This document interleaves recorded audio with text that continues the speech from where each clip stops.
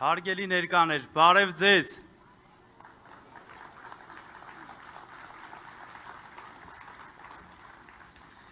Բարի գալուստ այսօրվա հանդիպմանը։ Մենք հավաքվել ենք տարեվերջին։ Սա այն ժամանակն է, երբ ավանդաբար ամփոփում են անցածը եւ նայում ապագա անելիքներին։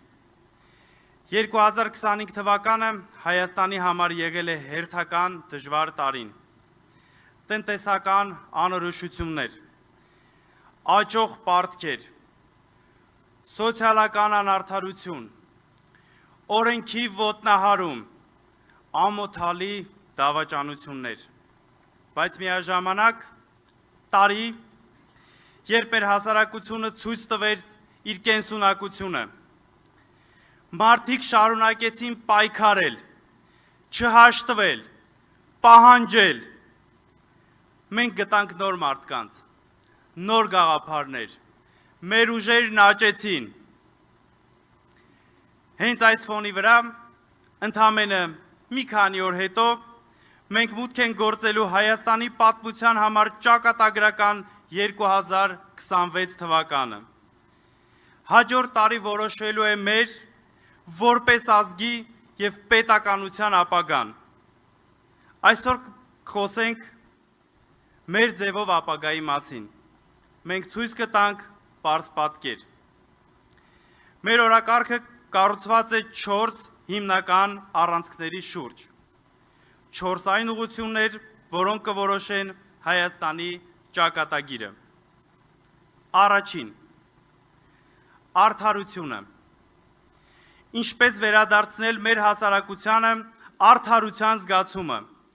երբ արժանիքը ոչ թե քծնանքը կորոշի մարդու ճակատագիրը։ Երկրորդ, բարեկեցությունը։ Ինչպես վերադարձնել Հայաստանը իսկապես բարեկեցիկ երկիր, որտեղ չկա աղքատություն, որտեղ յուրաքանչյուրը տանիք ապահով է իրեն զգում։ Երրորդ, խելամիտ արտաքին քաղաքականությունը։ Ինչպես վերակառուցել մեր հարաբերությունները հարևանների ու գերտերությունների հետ առանց ուրանալու մեր շահերը։ Եվ վերջապես չորրորդ,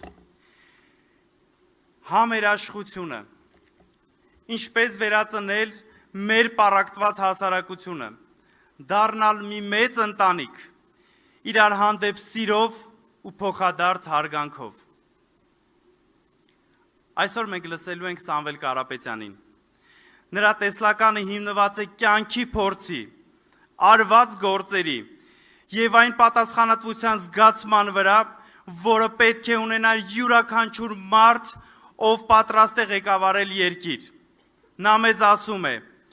հերիք է ծնկի իջնել, հերիք է նվաստացնել սեփական ազգին։ Վերջում մի բան էլ ասեմ։ Եթե վաղ ընտրում եք մեր հետ միասին ճանապարհ անցնել, իմացեք, մենք պատրաստ ենք ծառայել մեր ժողովրդին, պատրաստ ենք վերականգնել Հայաստանը,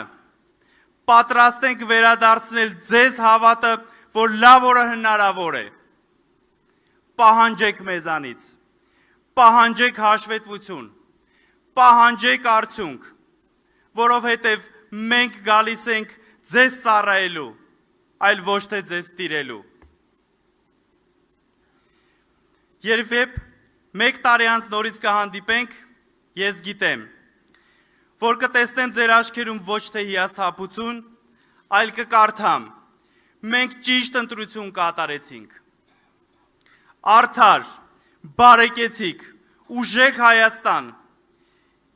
Եվ այս խոսքերը ասում եմ ոչ թե որպես կարգախոս,